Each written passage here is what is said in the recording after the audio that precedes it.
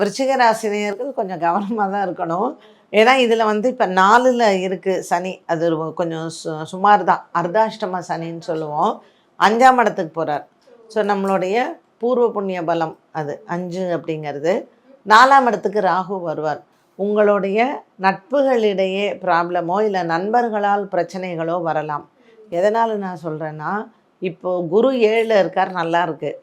குரு மாறிட்டார்னு வச்சுக்கோங்களேன், 8ஆம் இடத்துக்கு போகும்பொழுது கொஞ்சம் பிரச்சனையை கொடுப்பார்.